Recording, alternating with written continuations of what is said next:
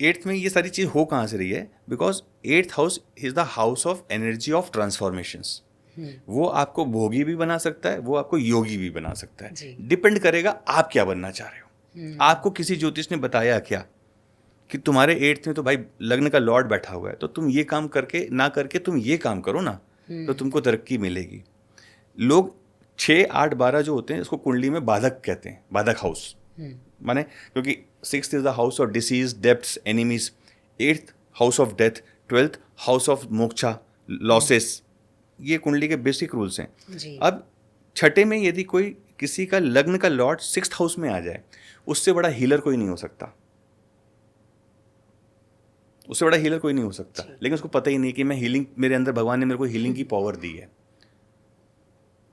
वो खुद, ये बात नहीं कि वो हीलर बनेगा तो उसको हीलिंग की जरूरत नहीं रहेगी, वो खुद हीलिंग के लिए जाएगा, लेकिन वो अपने आप में भी हीलर है। लेकिन उसको ये बताया ही नहीं गया। सबने बोला यार लग्न लॉर्ड 6 में बैठ गया, आपका तो लोन चलता ही रहेगा, आप ऐसे लोन में फंसोगे कि चुका ही नहीं पाओगे। ज्योतिष ने ये बताया क्यों? क्योंकि उसको अपनी रेमेडी बेचनी है जी। उसने ये बताया नहीं you can be the best healer, leave all this bullshit, go to the healing. आप बहुत कमाओगे, बहुत अच्छा करोगे, लोग आपसे। आपने कई बार देखा होगा छोटा बच्चा रोता रहता है किसी की भी गोदी में, बट किसी किसी गोदी में जाएगा चट से चुप हो जाता है। आप तुरंत उसका 6th हाउस देखना, उसका लग्न का लॉर्ड उसके 6th हाउस में बैठा होगा उस बंदे के, उसके अंदर वो हीलिंग पावर है। ये ज्योतिष का काम है। मैं आपको ये गाइड कर दूं कि बॉस आप ये काम कर लो जी। लग्न का लॉर्ड 8th में बैठ जाएगा, उससे बड़ा कोई स्पिरिचुअल ऑक्यूल्ट में आ नहीं सकता, यदि वो मेहनत करे, पढ़े तो। और ये मैं नहीं कह रहा, ये पराशर ऋषि खुद कहते हैं। जो भी BPHS पढ़ेगा उसको ये पता होगा। आयरनी ये है कि 90% ऑफ द यूट्यूब एस्ट्रोलॉजर्स को BPHS पता ही नहीं है जी। उन्होंने पढ़ा ही नहीं है।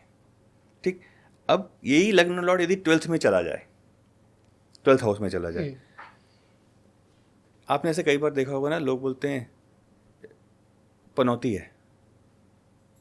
एक्चुअली वो पनौती नहीं है, वो बहुत बड़ा गाइडिंग एंगल्स है, गाइडिंग एंजल आदमी है वो।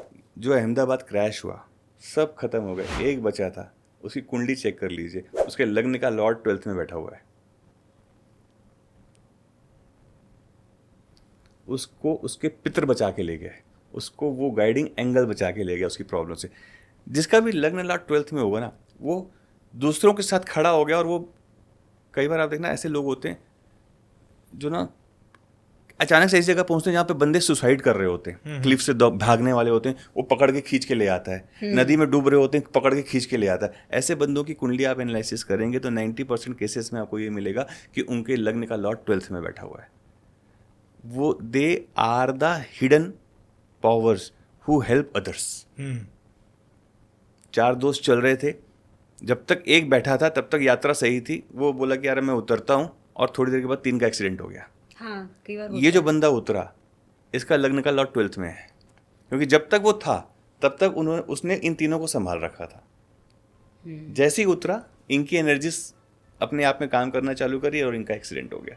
इस टाइप के बंदे जो होते हैं वो नोइंग द अननोन्स होते हैं, वो कुछ दूर का ही देख लेते हैं।